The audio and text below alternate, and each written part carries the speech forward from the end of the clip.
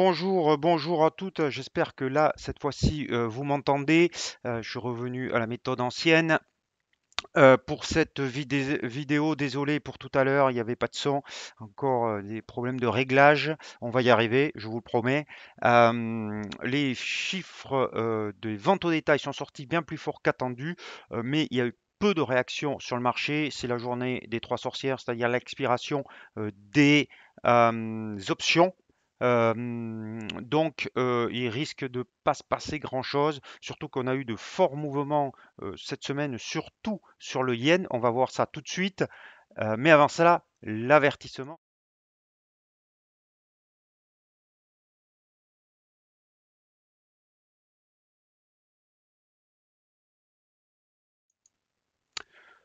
Voilà. Donc, le dollar à l'écran, toujours coincé entre une résistance hebdomadaire à 94,50, je vous en parle maintenant depuis assez longtemps, et 93,73, qui correspond à une droite de polarité quotidienne, plus le passage de la moyenne mobile à 34 périodes. On a hier eu une figure où les acheteurs se sont manifestés avec cette longue mèche basse au contact du support. Mais on a aussi une très légère divergence baissière, donc qui met en garde contre soit une possible correction, soit sur une consolidation horizontale qui pourrait perdurer dans les prochains jours. En tout cas, entre ces deux niveaux, on peut plutôt faire du trading range plutôt que du trading en tendance. On va voir tout de suite sur l'euro-dollar. L'euro-dollar, vous voyez le rebond qui correspond donc à cette relative, très relative faiblesse du dollar, avec ce rebond qui hier s'est transformé en doji et qui aujourd'hui ça ne bouge pas beaucoup. Donc bien trop tôt pour voir un rebond durable de l'euro-dollar et bien difficile d'aller chercher des trades là-dessus. En tout cas pour cet après-midi, euh, tant qu'on est en dessous des 1,66-64, c'est vraiment du contre-tendance sur l'euro-dollar et difficile donc de se positionner à la hausse parce que la tendance baissière de fond est quand même là. Alors on a un petit ici support en quotidien sur 1,1585 et tant qu'on est au-dessus, on va privilégier, on va mettre un petit biais haussier avec un 16,60 par exemple comme objectif, mais tout cela n'est pas super convaincant. Malgré tout, le risk-reward, si on vise un 16,60, est plutôt bon. Alors la différence avec les derniers jours, c'est que on a un regain assez fort des marchés boursiers et donc ça va dans le sens d'un regain sur d'un appétit pour le risque des devises à bêta élevé, c'est-à-dire les devises qui offrent plus de risques et qui ne sont pas des valeurs refuges. D'où la tendance baissière du yen très marquée depuis quelques heures, quelques jours. Vous voyez ici, c'est quasiment une semaine de hausse continue, mais attention, on arrive sur une résistance qu'on est en train de travailler à 132,70 et on a un RSI en surachat. Si vous êtes positionné sur ça, et on a un écartement aussi avec les moyennes mobiles, et on verra que c'est pire même contre livre ou contre dollar australien, euh, vous voyez l'écart qui est très important et qui indique un marché très suracheté. Alors, de deux choses l'une, soit vous prenez vos profits sur cette résistance, soit vous visez, vu la force du mouvement, le niveau au-dessus, c'est-à-dire 134,12, c'est tout à fait faisable, mais dans tous les cas, rapprochez votre stop loss. Vous pouvez le mettre soit sous cette mèche basse à 132,48 pour vraiment ne pas rendre au marché ce que vous avez gagné, ou sous cette moyenne mobile à 13 périodes. Bon, éventuellement la moyenne mobile à 34 périodes, mais elle commence à être assez loin. Vous allez rendre au marché pas mal de gains. Ça serait dommage. Donc ce phénomène sur l'euro yen est exactement la même chose. sur les autres paires contre yen.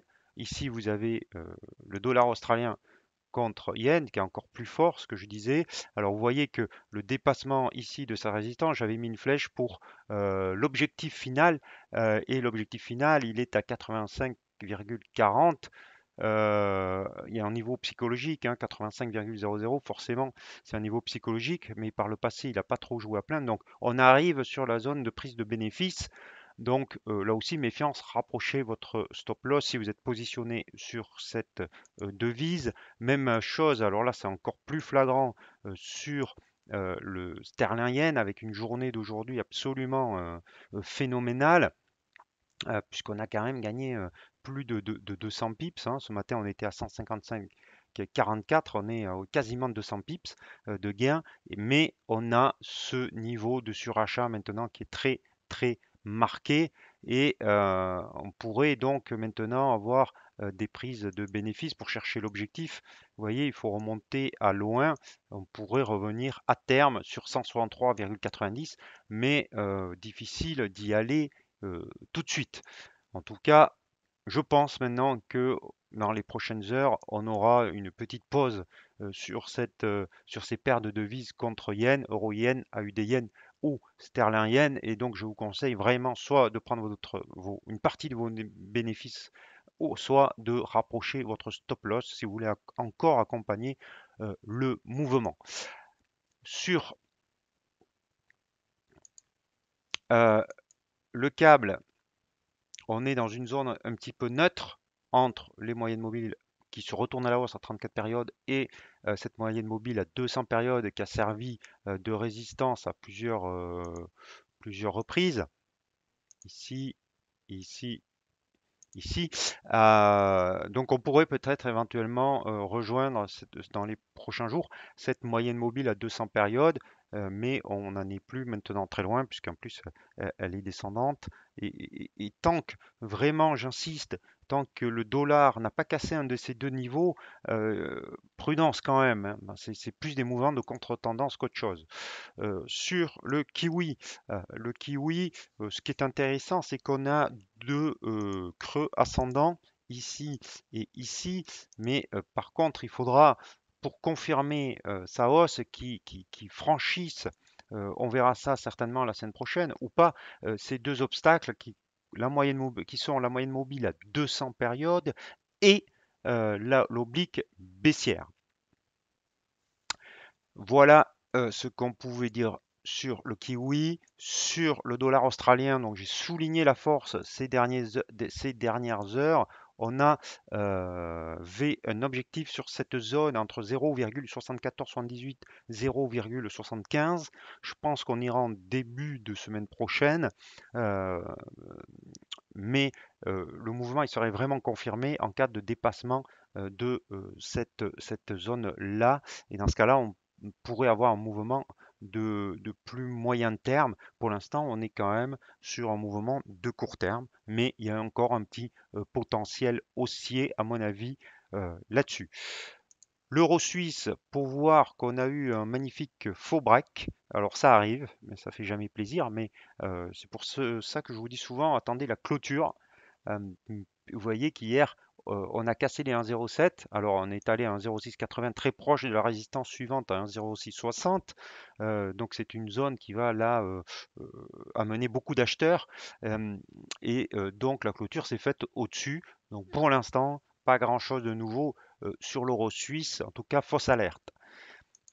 Sur l'euro sterling, là par contre, surveillez la clôture ce soir. On est en train de casser le plus bas du mois d'août de plusieurs mois et on pourrait venir aller plus bas sur 0,8280 dans les prochains jours, semaines. Mais attention, la journée n'est pas terminée. On est vendredi, il y a des expirations d'options, donc ça pourrait encore clôturer au-dessus. On en reparlera en tout cas, bien entendu, lundi. Le dollar yen, puisque on est très proche, parce que j'ai parlé des paires en yen, mais pas du dollar yen, on est très proche. C'est vraiment caractéristique hein, de ce qui se passe. C'est vraiment la faiblesse du yen, puisqu'on voit que le dollar s'est un petit peu calmé, mais même contre yen, le dollar progresse. Le dollar yen, il est quasiment, il est à quelques pips de sa résistance mensuelle de 2017 et avec un niveau de RSI en surachat. Donc là aussi, ça pourrait entraîner au moins une consolidation, une respiration, voire un retournement. On verra la bougie à son contact. Pour l'instant, on reste haussier, mais on rapproche ses stop loss et beaucoup de prudence là-dessus. Et enfin, le dollar contre dollar Canada, on a cassé les 1,24,22. Oh, là aussi, on est en zone de survente, donc attention. Euh, D'ailleurs, on a une sorte de marteau, doji marteau ici, qui est en train de se matérialiser. On pourrait avoir une consolidation dans les prochaines heures. Voilà donc ce que je pouvais vous dire aujourd'hui. Pas grand-chose parce que les chiffres n'ont pas entraîné de variation majeure. Ça veut bien dire qu'il y a un essoufflement sur les tendances qui ont été très fortes cette semaine sur les différentes paires de devises, euh, notamment sur le yen qui pourrait respirer un petit peu dans sa chute libre euh, depuis une semaine. Voilà, j'espère que cette fois-ci le son et l'image seront bons. On fera mieux lundi, sans doute. Je vous souhaite en tout cas un très bon week-end. Déconnectez bien, revenez en forme. N'oubliez pas vos stop loss pour ceux qui restent en position le week-end. Personnellement, je ne le ferai pas ou sur une très faible partie de mon capital. Mais libre à vous. Bon week-end, à lundi.